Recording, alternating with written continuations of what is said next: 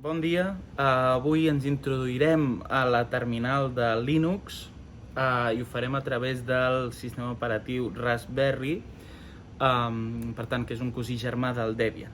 Sí? Estem parlant sobretot de Linux, els comandaments són exclusivament de Linux. Si ens anem a Windows o Mac o altres sistemes operatius variaran una miqueta, però la intenció del vídeo és entendre quina és la funció de la nostra terminal de comandament i com interactuar amb ella sense que ens posem gaire nerviosos.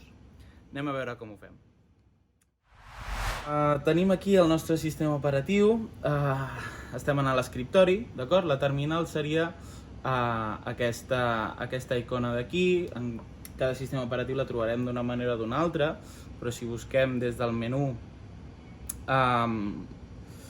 aquí estarà, bé, no sé exactament on està, però bueno, la podem buscar sempre des de, mira, la tenim aquí, accessoris, des del menú del vostre ordinador podríeu buscar la terminal i quan la cliquem se'ns obre una pantalla que sembla que estiguem a punt de hackejar el Pentàgono, sí?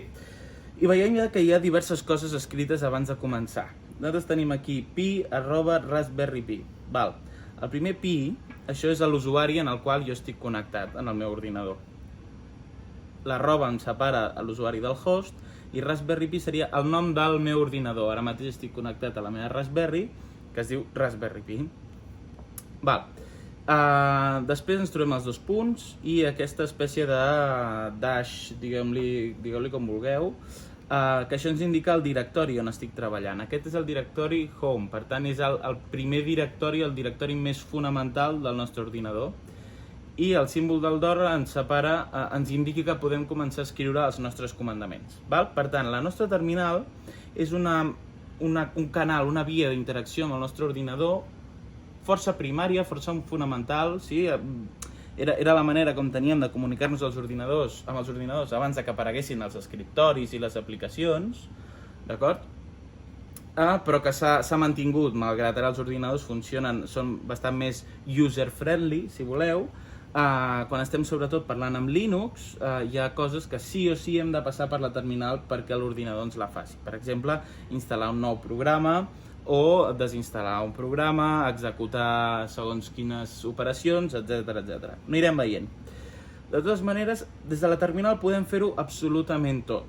Imagineu-vos, per exemple, que jo em vull connectar a la meva Raspberry, però que està al Japó, per exemple, i jo no puc accedir-hi manualment. M'hi connectaré remotament i me connectaré remotament a través de la terminal. Per tant, jo no veuria l'escriptori. Ens serà molt útil saber utilitzar la terminal per poder comunicar-nos amb l'ordinador independentment de si està connectat a una pantalla o no. Val? Llavors, la terminal ens demana tota l'estona comandaments. Val? Llavors podríem començar amb un de molt simple, pwd, que en anglès seria Print Working Directory, per tant ens està dient a on està la nostra terminal col·locada. Val, ja està en el directori home, pi. En el directori home estarien tots els usuaris d'aquest ordinador i hem comentat que jo estic en l'usuari pi. Val, fantàstic, estic dins en el meu usuari i la meva terminal m'ha dit en quin directori estic quan escric aquest comandament. Si jo escric el comandament ls, el que fa aquest comandament és llistar el contingut del directori. Quin directori? El directori pi. Llavors veig que aquí tinc diverses coses. Els que surten en blau són nous subdirectoris, carpetes a les quals jo hi podria entrar. Fixeu-vos que en tinc diverses. Imagineu-vos que vull anar a la carpeta desktop. Com ho faria? Faria cd, que són les sigles de Change Directory, i escriuria després el directori en el qual jo vull anar. És important que el directori que jo li estic indicant que vull anar estigui dins de les opcions dels directoris als quals puc anar des de la meva ubicació actual. M'ha dit que ok, per tant, i ara fixeu-vos, m'indica en el directori en el que estic. Estic en el desktop, per tant, en el meu escriptori. Fixeu-vos que en el meu escriptori, ho veiem aquí, tinc dues carpetes, una que diu Python i una que diu Arduino. Per tant, si jo des de la meva terminal poso ls, em llistarà els continguts del directori on estic, que és desktop, ens haurien d'aparèixer aquestes carpetes. I fixeu-vos, trash no apareix perquè és per defecte, sí, però em surten aquestes dues carpetes, Arduino i Python. Imagineu-vos que jo entro dins la carpeta de Python, tinc diverses carpetes, d'acord?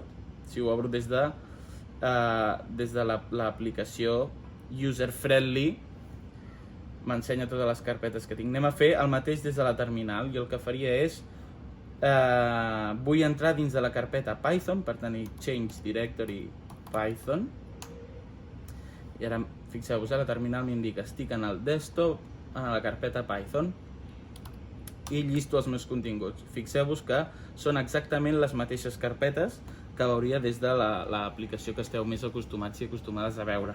Val? Per tant, la terminal em permet navegar el meu sistema de fitxers, sí? I de moment hem vist aquests tres comandaments: cd, change directory, ls, list i print working directory. Si tornem a fer un print working directory, fixeu-vos que ens hem mogut des del principi, que estàvem a home, py, ens hem mogut en dos directoris endavant, desktop, python. Val? Imagineu-vos que jo vull tornar al principi. Tinc dues opcions.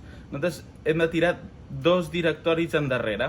Hi ha un comandament per fer això. Change directory, dos punts. Dos punts vol dir que si ara estem a Python ens n'anirem a l'anterior, desktop.